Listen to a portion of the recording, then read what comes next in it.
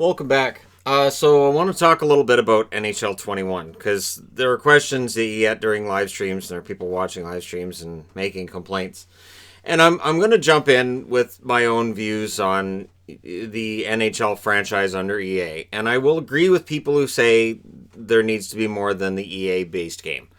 That if 2K had a game, if there was a game made by somebody else, Rockstar would be great. But anyways, if there was another company that was making NHL games and kind of forcing EA to really innovate and change, we might see things a little different. And you know, a good example is in other parts of the world, if you don't have a monopoly, you're kind of forced to make things better because you're trying to keep your customers away from the competition. And this is something that EA doesn't really have to worry about with NHL games. They can just go, all right, we're going to ship this amount of units because that's our core audience, and that's how much money we're going to put into the game. And so I'd like to see things kind of change. There's 5 points I have on the board, and I'm going to explain each one. First off, customizable schedule. When I loaded up the game this year, I thought, you know, maybe because of what we're going through, they'll actually have put it in where it's an 82-game schedule, or maybe you can make it 48 or 60. Nope.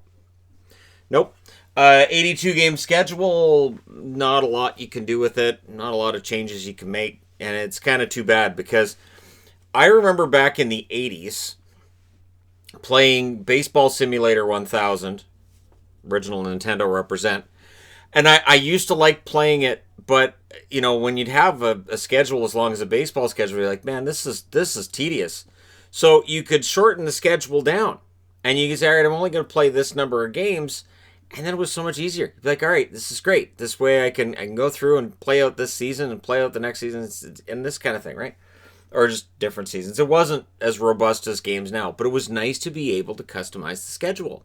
Because an 82-game schedule is fine for hockey players, but when you're playing a video game, it can be a bit of a slog. And sometimes it's like, you know, if this was a 40-game schedule, this would be a lot more fun.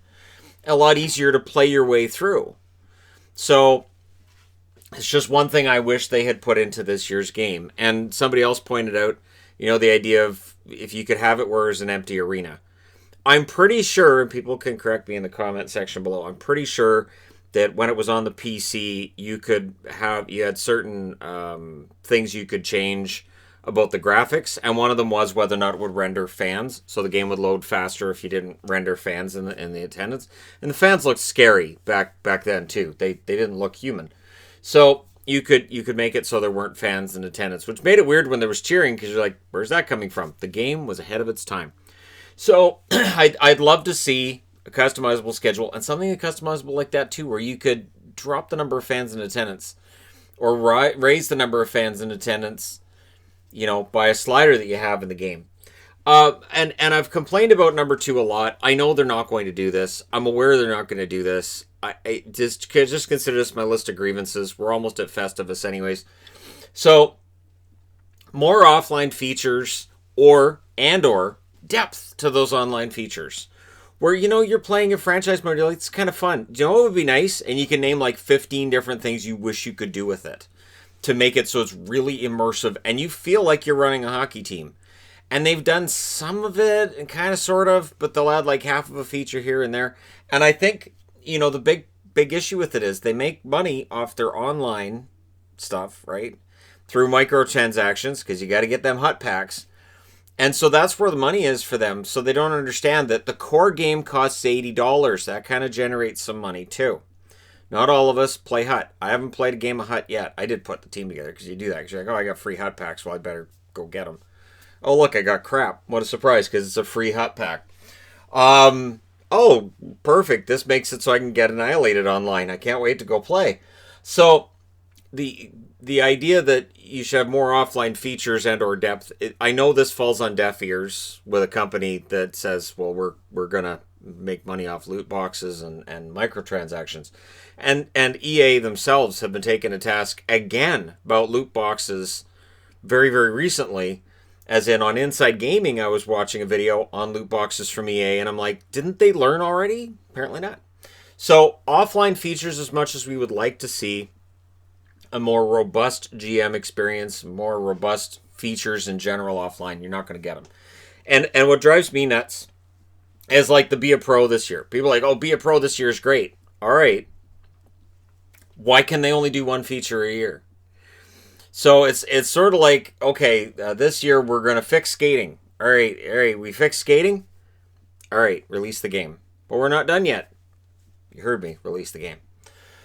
And so that's frustrating. And I don't blame developers. I really don't. I mean, developers are under a time crunch, and again, they only put their efforts towards whatever the company tells them to. So I don't put it on the developers at all.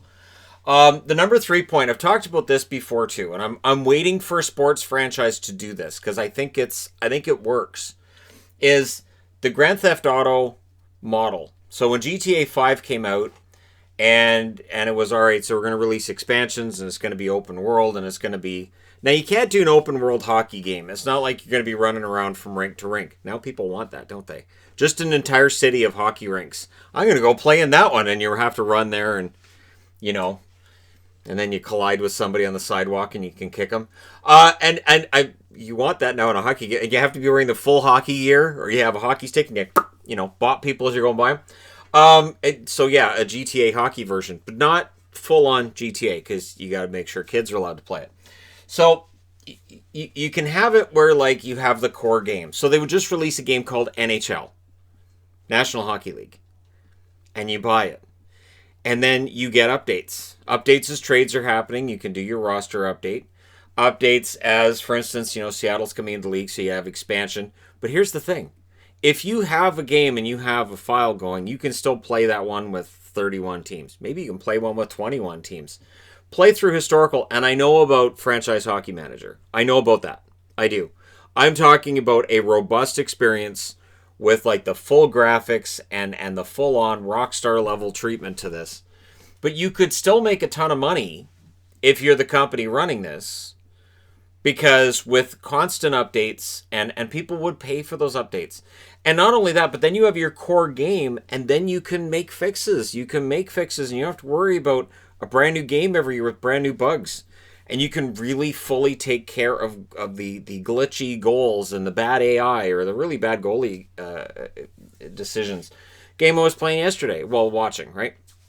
And the AI goaltender, Braden Holtby, takes the puck and just flings it into his own net.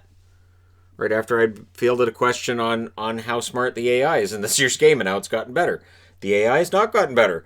Or if it has, it's still not good enough. If you had a GTA-style game, they could fix this. So instead of, we need to make a new game, we're making a new game, then you're fixing the existing game. And it's just NHL. It's not, did you see NHL 24? Yeah, I know. It's got robots, but not the kind of robots I want. That's all right. And then the next year, the robots are gone, and it's replaced by something else. So, and there was the baseball game with the robots. I better not get into that. That was such a fun game too. All right, you'd have to be like an old person like me or play the old Nintendo games for that. Base Wars, yeah, that's what it was, right? Base Wars, I believe. And so if you're stealing a base, you'd have to fight the other robot to see whether or not you get it. It was great. Something like that. Add something like that. Sure. Did I score? I don't know. Did I beat up the goalie? I did. I got the goal then. Goalie's a robot. So it's just something fun, something different, something completely out there. And I think part of the issue is they need to kind of start from scratch. I think in order to make this stuff go, which is why it'll never happen. And then number 4, and this used to be a thing. Remember PC players? That's right. You could create a roster. You could create a file. I could install that file on my computer, and ta-da, your roster was now on my computer. There is no reason we couldn't have a hub for roster sharing. And not only that, but let's say that they had a full way to paint up a jersey like you can in Photoshop. You can take it from Photoshop on your computer, plug it into the game, and you can share that with people. One of the things that drives me nuts when I'm doing the game is I look at the jersey selections. I'm like, they took that out. Why'd they take that out? Why is that jersey gone? I don't have the option of that jersey. And I know it's a minor thing, but we could make those and then share them online with each other. And there's no real option to do that. So I think that would be great, and team sharing as well. So, I know there's issues with licensing and licensing issues with names, but if I create something and I share it with you and nobody made money off that transaction, then nobody made money off that transaction. I can create whatever player I want in the game anyways. So, it's not like the game will go, you can't create this player, they're licensed. We have repossessed your game. Somebody will be at your house in 5 minutes. So something fun like that, some kind of fun roster sharing thing where you can create your own 1925 Montreal Canadiens team, for instance, just as an example, and share that online. People go, wow, a fully playable 1925 Montreal Canadiens roster, complete with jerseys. This is great. Or the company could do that. They could just keep negotiating rights. Say, hey, here's a brand new roster. Here's the 1927 New York Rangers. Here's the 1935 Boston Bruins. And you could do releases like that. And you could do $2 for this team and $3 for that team, this kind of thing. And again, that way you're still generating revenue. It's not like Rockstar's been hurting for revenues off GTA 5, and people are still buying it in droves. So, and anytime, one thing too that I like about GTA, and I use it as an example, is because there's a familiarity. So if I log on to it, and I haven't been online forever, well, I still know what's going on, what to do. I still know the controls. I have my collection of vehicles. I have my own place. I have all of this. So there's no real, I've outgrown the game. That doesn't happen. And that would happen with the hockey game as well. Any sports franchise that wanted to do this, they could work with, whether it was Madden or whoever, right?